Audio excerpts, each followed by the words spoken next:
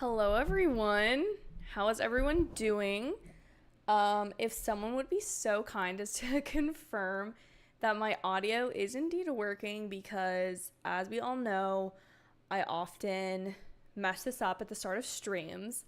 But guys, that Loki episode, I'm gonna say it a couple times as people flow in. Um, this trying to I've just finished editing and posting that video. I really should have had that done a while ago, but it is what it is. You know what I mean? It is what it is.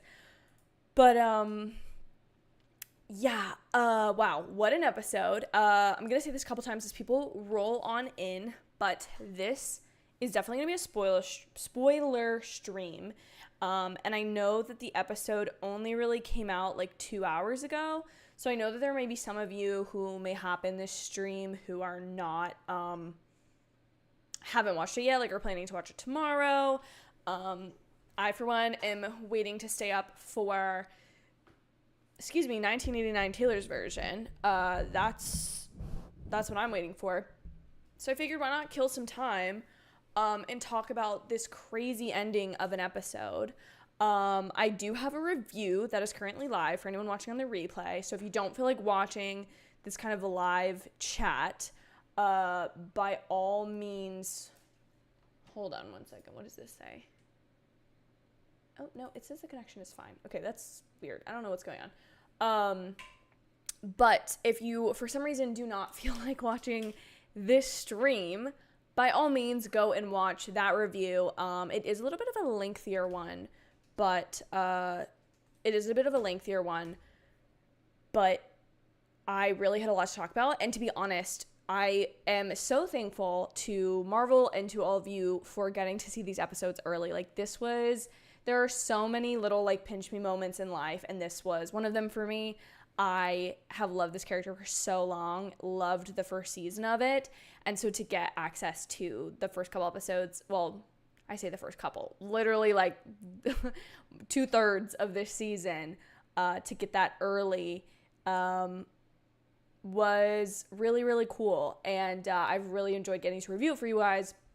However, since I kind of binged them all at once, instead of watching one, reviewing, because we had a relatively short window to do so, I feel like I wasn't able to go into detail about a lot of other things, and that's why I feel like I've been a little bit of a broken record when it's come to these reviews, simply because I did not want to accidentally spoil something. In fact, there was one tangent I sort of went on for my episode 3 review, but then I realized I was is this too much of a theory? Is this too much of something that happens in episode 4 and not episode 3? So I had to trim back a lot of what I had sort of started to talk about, simply because I just didn't want to spoil anything for anybody.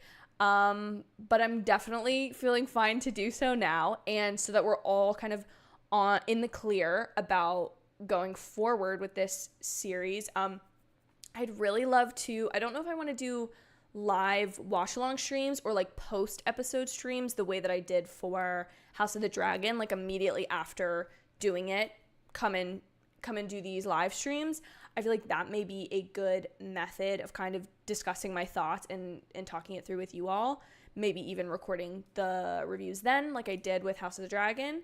But yeah, this is just going to be a short little stream. Come in as you will. Welcome. Thanks for being here. I see that there's only one of you right now, but I appreciate it. I really do.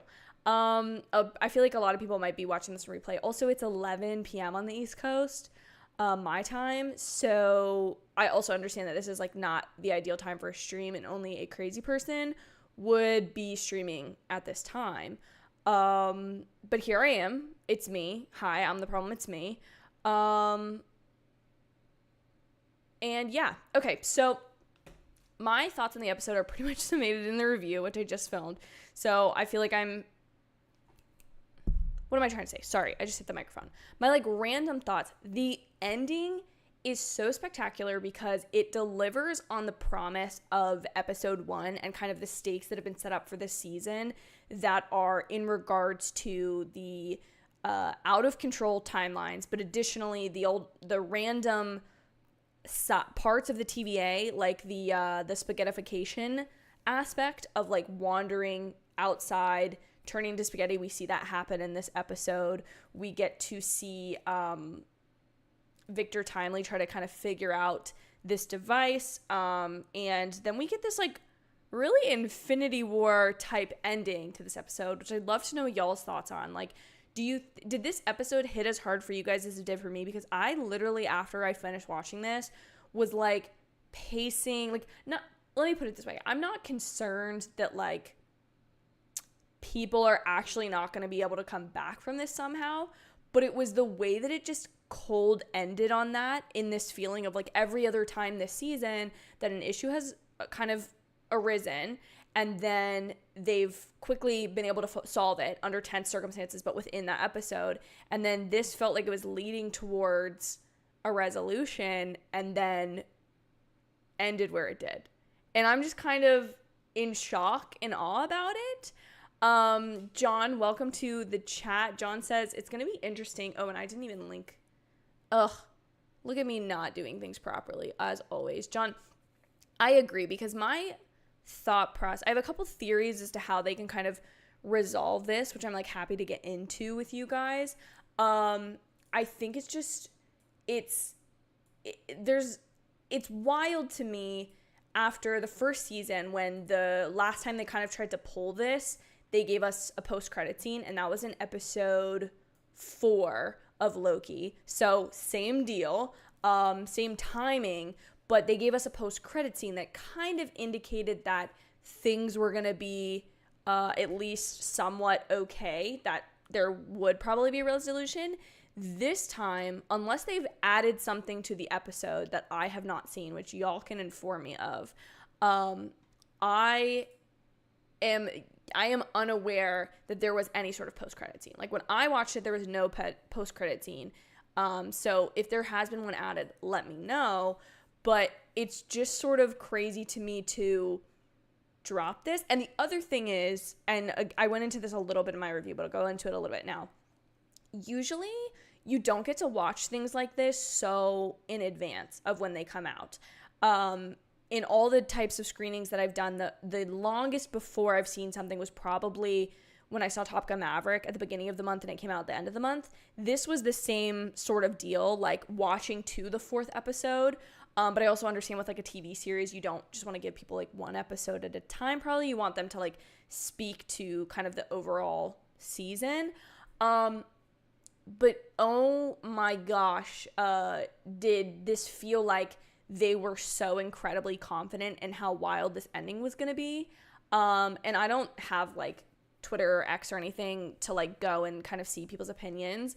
I may have to go on like Instagram later and see kind of what I can figure out from people. But it's just wild. And I just want to know other people's opinions, because I've been sort of trying to like, with other than doing the reviews for the channel, obviously I've been trying to kind of keep myself and my opinions out of it, because like, you know, I don't want to wander into theories, which at the very end of that review, if you watched my 202 review, I gave what my theory was. In the Loki 202 episode review, I hinted at having a theory for something that might go down later in the season. And in this episode, nothing proved that was true or not true.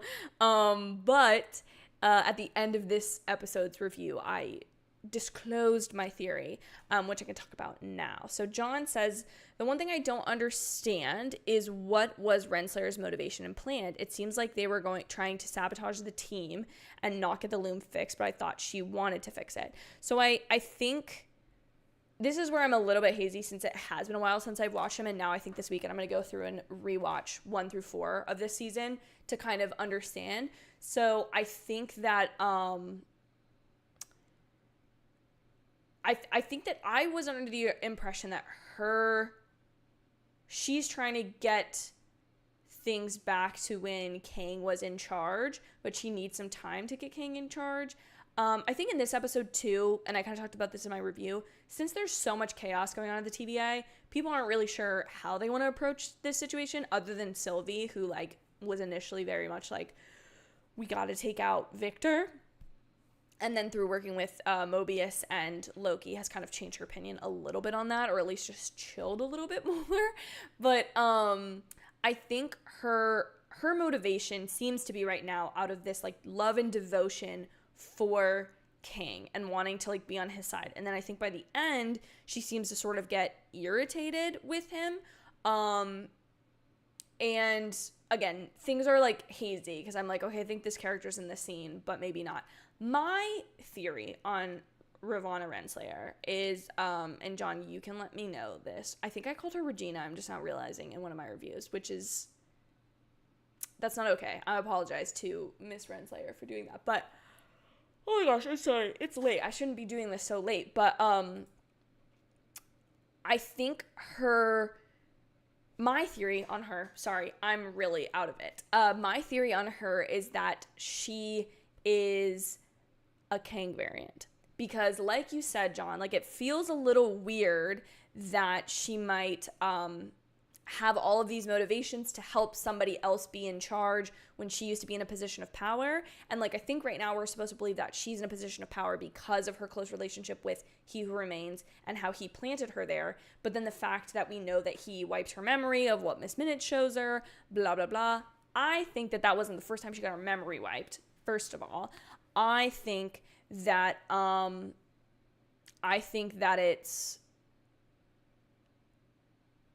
she's a variant. That's my theory. My other reasoning for this, and this is kind of external to the story, and so far I don't feel like that much of the show has changed based on the events of a certain actor a part of this. You all know who I'm talking about. I don't feel like that much has been adapted or changed, or if it has, they've made it really make sense thus far and really feel natural and fine. But I think gosh, I'm really rambling today. I think that it would solve a lot of Marvel's external problems if they per se introduced a variant of Kang now to kind of prepare us that later on they may introduce an additional variant of Kang. If they are to recast that character, they have to go the variant route, and I feel like now might be the opportunity to reveal that. I also just feel like it kind of makes sense within the story of what we know so far, but that's a theory. That's not proven. That's neither here nor there, I guess. John also said it's curious to see that the ending was blacked out at least for a few seconds. It took a few seconds for the credits to roll. I thought there was a glitch. I thought they were gonna really like just pop back in for a second and you see someone like breathing or you hear something, but the fact that they just cut to black, that's when I was like, that's why I feel like this was such a bold risk is like wrong, but the fact that they're taking the risk of killing this character, and like part of it goes with the character of like Loki never really dies, but it just feels incredibly, I don't know. I think for me it just hit super hard because I mean, even having to wait a week with that kind of ending with no really idea of where things are going to go from here, it's still pretty much a risk. But I think the fact that I was like, you're telling me for weeks I have to wait for like the new episodes to come out, and then I'm still waiting another week by the time the penultimate episode of this season will come out. I'm also still a little bit disappointed that there's only 6 episodes this season, but with the way that season 2 has gone so far, I'm not concerned about it, if that makes any sense. John, thank you so much for being here and being in the chat. I really appreciate it. I'm not sure why she killed all of those agents either. It doesn't really serve any purpose and just felt needless. She really doesn't have any teammates, and I wonder if she's... So my thought process on this scene when she kind of gets rid of everyone in that holding cell that Brad was in 2 episodes ago is in 2 episodes ago, and I started to get into this in my review, and then it got a little mumbled, and I was just like, I'll talk about this in live stream, let me cut this out, is in that episode, we're supposed to be questioning kind of Loki's allegiances now that there's this chaotic opening, and he like has gotten a taste of power back on Earth. Is he gonna still stay, oh my gosh, is he still gonna stay on the side of good and not,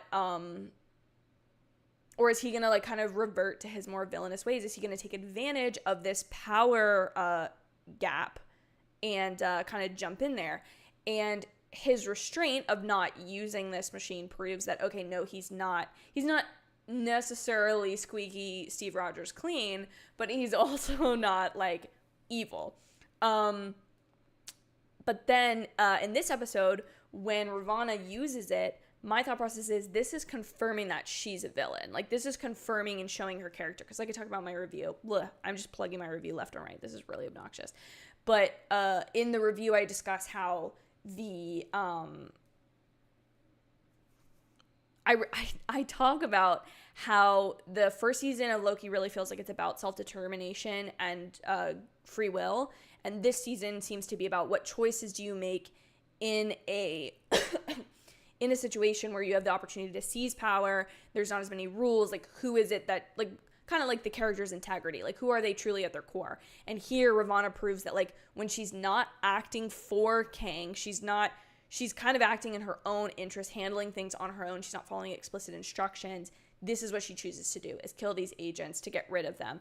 I think that she is trying to, is power vacuum the right word? She's trying to take advantage of this gap in authority and structure and rule, and she's trying to take advantage of it. And I think she's maybe on the side of, like, it's too late to fix things, but, like, late, because she doesn't want it to even just go back to the way it was before. I think she wants it to go back to how it was when He Who Remains, like, was prior to the Timekeepers. I think that's what she's trying to get back to.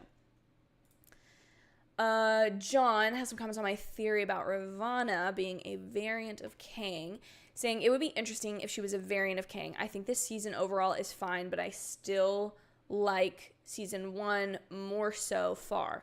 Gen V is actually my favorite comic book series. Okay, that's interesting, John. So why is it that you like season 1 more than this season? Because in my opinion, not that I don't love season 1, but in season 1, there's so much setting up of the world and trying to get us settled with the TVA, to get us to meet Sylvie and have these emotional connections between her and Loki, kind of exploring that, introducing us to these characters. Whereas I feel like this season is really, really fun in the way that it's exploring what like, it feels to me on a Civil War level of the type of deconstruction of the universe that we're dealing with. So, like, in Civil War, right, we've kind of taken for granted the fact that all these Avengers who kind of, like, all have their little tiffs and sarcastic spats, that they just, like, go on their way, they fight together, they all agree, and they're all handling things the same way. And in that, what makes that movie so great, not only because it's so emotionally heavy for each of the characters and everything and seeing them fight against each other feels just, like, wrong at that point in the MCU, the fact that there we get to see them deconstruct their ideologies and get to see them kind of be forced through this pain point where they have to grow. That's where I feel like we're at in this season, is we've learned the TVA, what it is, and then we've broken all of these rules that we've just learned, and we're trying to figure out, like, who cares that they're a variant? Who cares what happens to these timelines? Is there a right answer? Is there a wrong answer? And I just think that's really interesting when you've already been introduced to characters, how far you can kind of push them, see them grow, see them change, and see how they react to these different circumstances, versus season 1, which is still insanely good. Do not like, twist my words, don't get me wrong. Like, I still love season 1 of Loki, but it does feel like in season 1, there's more of a focus on establishing a Loki plotline going forward versus this is a show and this is the universe in which this show exists, and here's the rules and here's what's happening now and here's where we're going to go from it. I totally agree with this, John. When I saw the Daredevil news, I honestly was super happy about it. When I saw that they were kind of canceling that, it gave me so much hope, because my thought process is Marvel has just been, and Disney Plus in general, has just been more is better. It doesn't matter when it comes out, how good it is. And I've thought about even, like, the Loki season finale will come out, I want to say the same Thursday as the Marvels is coming out. Let me confirm if this is indeed correct, because I don't want to be giving you guys wrong information and then going on this ramble about. Yeah, so Loki episode 6, unless they pull, like, a double episode next week, which I think would be wrong after this cliffhanger, that would just feel like too easy of a resolution. I feel like my opinion. We have Loki episode 6 coming out on the 9th of November, and the 10th of November is when the Marvels come out. And here's my thought process, right? Whether you like season 1 or season 2 better, I think we can all agree that this season, well, if I can't be, let me know, but I feel like this season is a high quality Marvel project. I think it's a high quality Marvel project with talent we care about. It feels relevant to at least something else we've experienced in the MCU, even if that's only season 1 at this point. But it feels connected. It feels right. And for me, for that same week that this episode ends, for there to be a TV show or a movie that's not related come out, because historically Marvel has technically done this before. Like, I want to say it was the Tuesday before Civil War came out, there was an episode of Agents of S.H.I.E.L.D., or maybe it was the episode after. No, it was the episode after that an episode came out that kind of followed up the fact that, like, S.H.I.E.L.D. was Hydra and all of this stuff, which was so cool, the fact that that was able to be done. But for me, if a TV show was going over a longer stretch of time and a movie was coming out, sure, makes sense. But what doesn't make sense to me is I feel like the Marvels is immediately, like, the promos can't be appreciated and the build up to it, the hype can't be kind of generated because you're still in the Loki mindset. But at the same time, you'll just be, like, getting over Loki and you won't have any time to, like, kind of reprocess your brain and get back into this. And this just goes back to kind of everyone's opinion, just kind of parroting the general consensus I seem to see online or somewhat agree with, of Marvel's schedule is just too packed to make quality things. There's way too much. There's just too much stuff that's not of a high enough caliber of quality. Just, like, give me this in a year and honestly, like, let us dissect it and make our theories, or make it 6 episodes longer, or, like, give us the movie at Christmas. I don't, like, that's the thing. I don't understand. Like, okay, so you're going to give me a huge finale that has to do with the next big bad of the MCU, because Victor Timely, I'm assuming, is still going to be part of this season going forward. That's my guess. So, like, we have a Kang variant in this TV show, the big bad of the MCU that has been established through multiple projects at this point. You're just going to switch back over to, like, a nobody villain, I'm assuming, in the Marvels. And, like, I want to like the Marvels. I want to be excited about the Marvels. But I feel like I can't be because I care a little too much about Loki at this point to like, really be focused on that. So, I don't know if anybody else feels that. I think we all have talked about how, like, jam-packed the schedule is. And, like, this show just came out, like, on the tails of Ahsoka. So if you're kind of a Star Wars and a Marvel fan, it just feels like too much. So to go back to John's comment, I agree with the fact and really appreciate the fact that Marvel seems to be, in the wake of the writer's strike ending and the SAG strike returning to negotiations this week, I saw that I am hoping someone is really assessing, or someone has had the time during the writer's strike to really look at what they're making and say, I'm sorry, it sucks, but this project needs to be canceled. This thing cannot move forward as is. We need to go back to the drawing board. And I think Daredevil was the next right thing, because the excitement for the literal crumbs of Daredevil that we have had over the last, like, 2 years have been some of the highest fanfare, and people love that original show so much that if you don't at least create something that feels reminiscent of that, or, like, feels purposeful, you're gonna lose people for good. And I think at this point, Marvel is only their last project away from possibly losing fans. Not permanently losing fans, but losing the interest of fans and losing people for maybe their next project, because you're only as good as your last project. In my opinion, Loki Season 2 has been the best thing I've seen. I mean, Guardians of the Galaxy 3 was great, but for me, this is personally my favorite project in a while. And so for you to not, like, kind of follow that through, or let that breathe and have time for people to feel excited about it and have faith that the next thing is going to be good, you're just immediately following it up. And some people might say, you know what, I paid my November subscription for Disney Plus, which is way more expensive than it used to be. Well, let me tell you something. And I don't have the money to go see this movie this weekend. I just don't feel like it. I don't want to. it just doesn't make sense to me. And then the next week after, Disney's Wish is coming out, or 2 weeks later at Thanksgiving, which they always release an animated movie at Thanksgiving. But it's like, come on, you're stacking your projects left and right. I don't understand. Sorry, the above the line came out of me. Haven't done it in so long that it just like asked to get out. John says, I kind of wish Sylvie had more to do with this season. I think she had the most screen time this episode, but in other episodes. See, I think Sylvie is sort of there to kind of complicate how Loki feels about things, as well as to push characters like Mobius to kind of accept that things are changing. And I think without her, there would really, like, I don't know. I get what you're saying. She definitely was a more central role in the first season because she was sort of the antagonist until we got to the end. And here she's more of like a sidekick.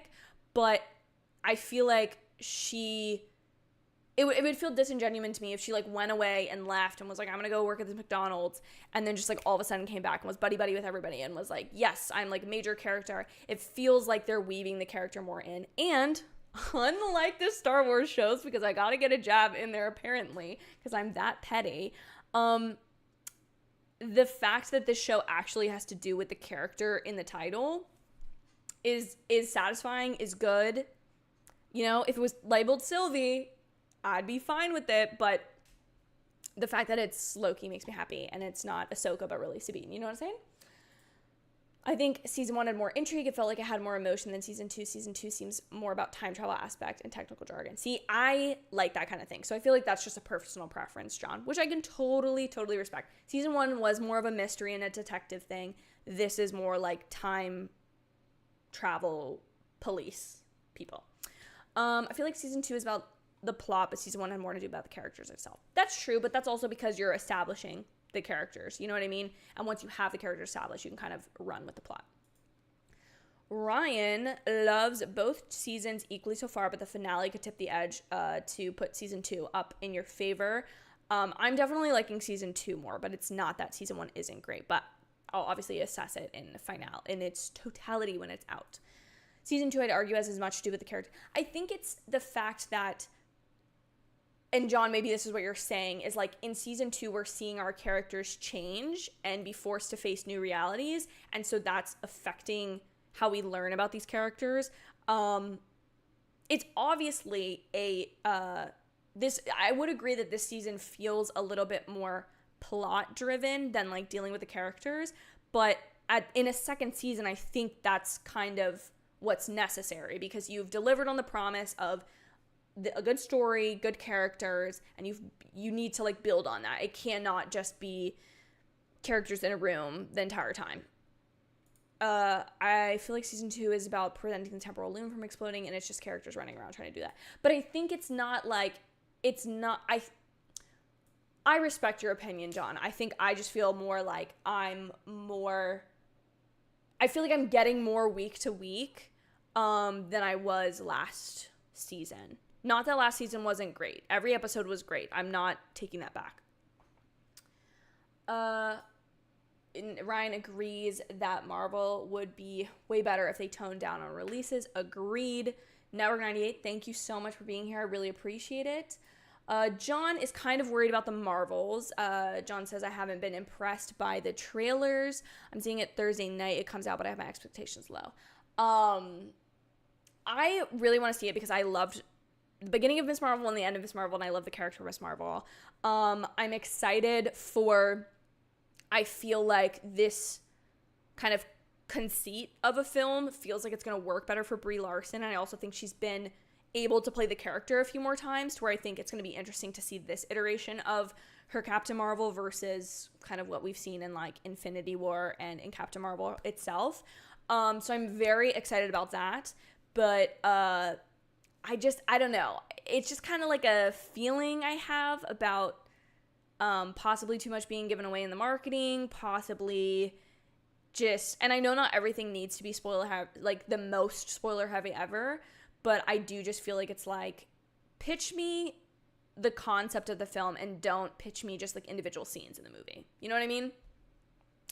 But like Ryan, I still am also excited for the Marvels.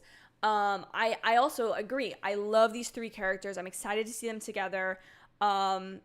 But I do think this also has a lot of pressure riding on it, and this is maybe why I have the like not super positive emotion towards it. I'm still hopeful that it will be good. I'm still excited to see it. But in my opinion, one of the problems that this movie is going to have is you're combining a character that's been in a solo movie, teased in a bunch of little post-credit scenes, as well as not cameo, but like important roles in other movies, and that's Captain Marvel. So she's had her own projects before. Then we have Miss Marvel, the TV show, which was pretty small and self-contained beyond like the post-credit scene of where this movie picks up. So there's her. And then we have Maria Rambeau's storyline from WandaVision that we're going to possibly tie in here, depending on if the filmmakers watch that show. And then you have Secret Invasion, which literally came out this year, and I'm assuming ends where this movie is picking up. And so I just feel like there could either be there could either be a really good outcome when they've tied all of these things that may be somewhat mediocre on their own. I'm not saying all of those things are mediocre. I'm just saying, like, depending on how you feel. You may feel kind of meh about everything, but maybe they're going to tie it in a nice little bow here. Really hopeful that's going to happen. But on the other hand, that's a lot of pressure to put on yourself to try to deliver on these hopes and promises of each of these characters. So, guys, I unfortunately am going to have to hop off. It's a little too late here. I need to go chill out and relax and not be, like, wired off of the live stream energy. Happy 1989 Eve to everyone who's waiting for Taylor's version tonight. Thank you all to everyone that was here for this little stream here. I really appreciate it. I just really love getting to talk to you guys about these kind of things. It's really fulfilling to me. And if you haven't watched it already, I would really appreciate that. I would really appreciate if you were able to go watch my review. I think I more concisely put together my thoughts about this episode.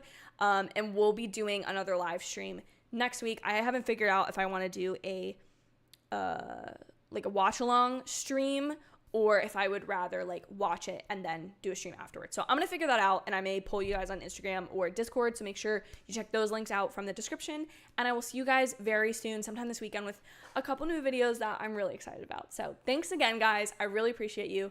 Have a great night.